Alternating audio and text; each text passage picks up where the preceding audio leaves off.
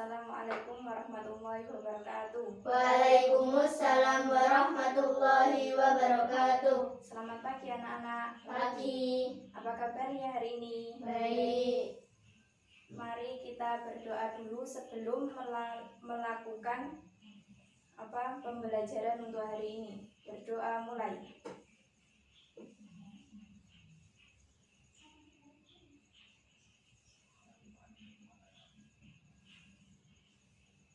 Selesai. Untuk hari ini absen dulu. Mbak Hani, Hadiro. Mbak Putri, Hadiro. Mbak Tias, Hadiro. Mbak Aziza. Hadiro. Oke. Hari ini pelajaran apa? Pelajaran akidah akhlak. Ya, membahas tentang akhlak terpuji lagi ya. Akhlak perjalanan.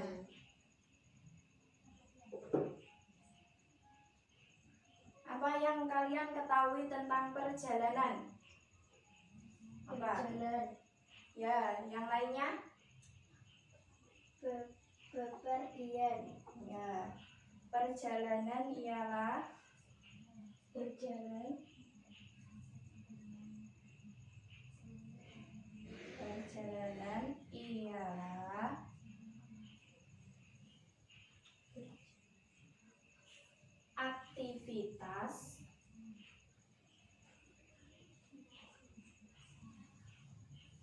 aktivitas seseorang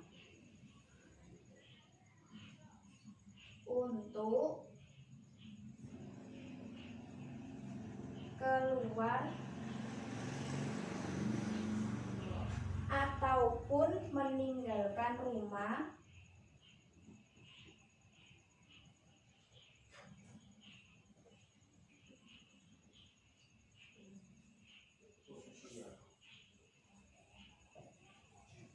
dengan berjalan kaki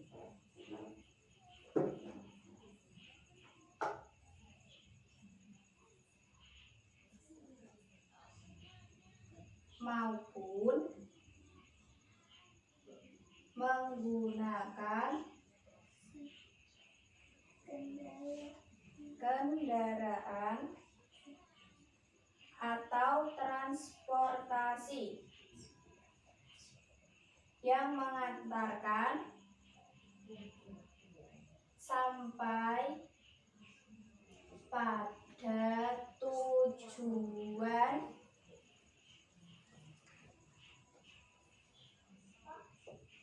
yang dimaksud dengan tujuan tertentu. Jadi perjalanan tadi apa?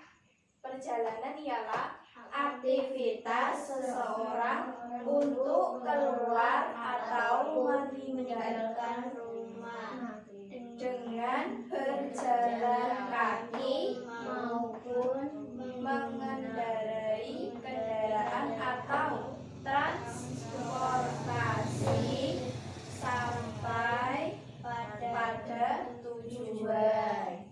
Nah, itu yang dinamakan perjalanan. Nah, akhlak dalam perjalanan itu sendiri apa aja? Ada berapa? Akhlak dalam perjalanan. Ya, kita membahas akhlak dalam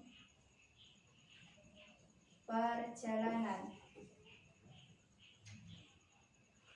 Yang pertama, semua perjalanan dilakukan dengan niat karena Allah Subhanahu wa ta'ala.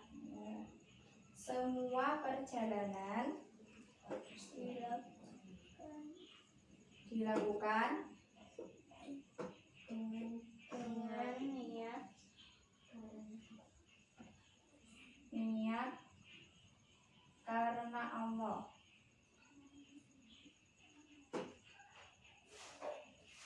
Maksudnya gimana perjalanan kita lakukan itu karena Allah? Maksudnya gini, kita kalau kemana-mana niatnya karena Allah. entah kita mau pergi belajar, pergi ke suatu tempat, itu niatnya karena Allah. Terus yang kedua, mengerjakan sholat sunnah. 2 rakaat sebelum memulai perjalanan.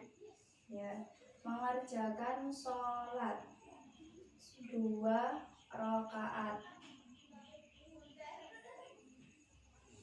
Menurut HR Tabrani, mengerjakan sholat dulu. Sebelum kita melakukan perjalanan, kita melakukan sholat sunnah 2 rakaat. Yang ketiga, ketika keluar rumah, kita disunahkan membaca doa.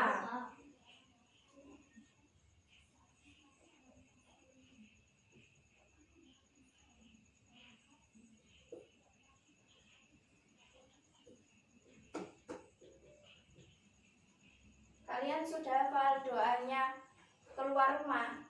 Sudah. Yuk kita baca bersama-sama. Bismillahirrahmanirrahim. Bismillahi tawakkaltu 'alallah. La haula wala quwwata illa billahil aliyyil azim. Bani dibaca artinya apa? Dengan nama Allah aku berserah diri kepada Allah, tiada daya dan kekuatan kecuali dengan pertolongan Allah. Ya, itu doanya keluar rumah. Terus yang keempat, ketika mulai memasuki kendaraan, kita juga diwajibkan untuk berdoa. Gimana kita doanya menaiki atau memasuki kendaraan? Dibaca dulu bersama-sama. Bismillahirrahmanirrahim. Subhanalladzi sakhkhara lana hadza wa ma kunna lahu muqrinin wa inna ila rabbina lamunqalibun.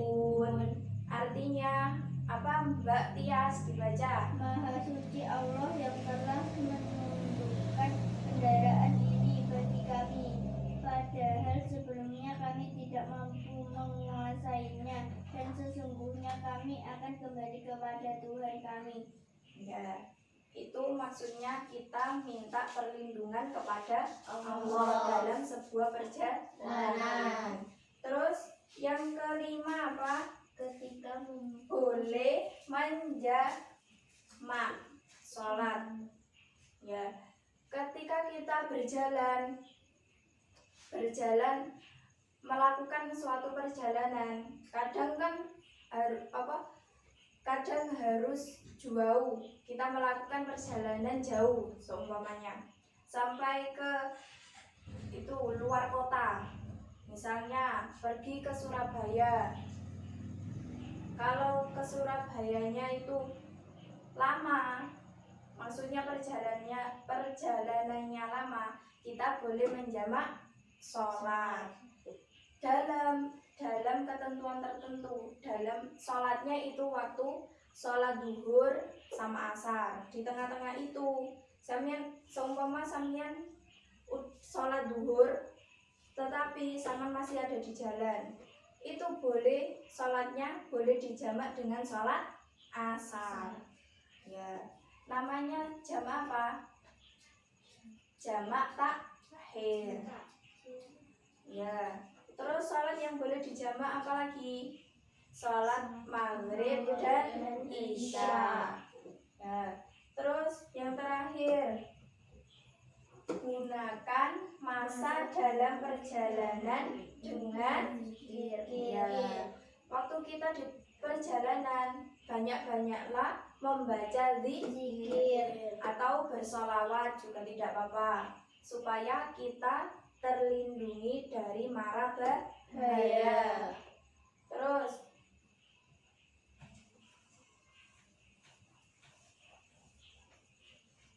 nilai positifnya melakukan perjalanan. Nilai positif. Nomor 1, perjalanan bisa membuat diri kita apa? Terhibur atas kesedihan yang kita alami. Seumpama sampean di rumah itu sedih karena ada suatu masalah dan sampean melakukan suatu perjalanan untuk menghibur diri dan untuk apa? Menambah ilmu. Yang kedua, perjalanan menjadi sarana bagi seorang untuk mendapatkan pengalaman dan ilmu. Ya, perjalanan itu dapat menambah pengalaman. Contohnya, sampean di rumah tidak dapat apa-apa, terus berjalan pergi ke suatu tempat, pergi ke sekolah, tambah mendapat ilmu, tambah semakin banyak pengetahuan yang kita dapat. Terus pergi ke suatu tempat, kita dapat pengalaman yang baru. Jadi seumpama sampean belum pernah ke Jombang Kota, terus pergi ke Jombang Kota, akhirnya mengetahui ada apa aja di dalam kota Jombang ini. Nah, itu termasuk nilai positifnya perjalanan. Terus yang ketiga, perjalanan menambah wawasan. Perjalanan Akan dapat menambah wawasan dan dapat menambah wawasan.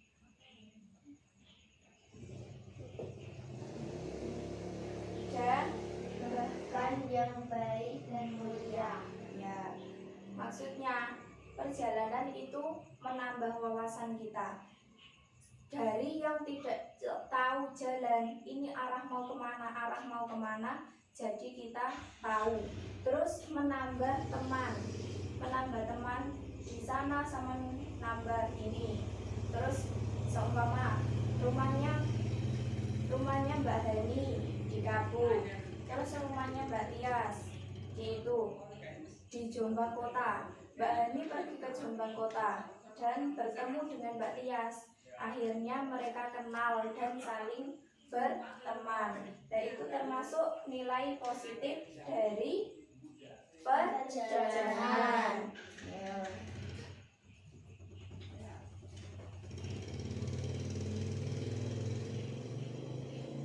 Terus membiasakan akhlak perjalanan.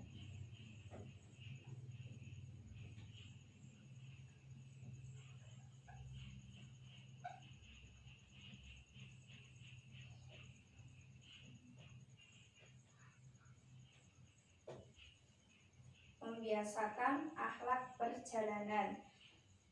Nah, kita berjalan itu niatnya karena Allah, jangan karena suatu hal yang lain. Seumpama berjalan karena mau ketemu sama cowok ini, itu tidak boleh karena akan menimbulkan perzinahan.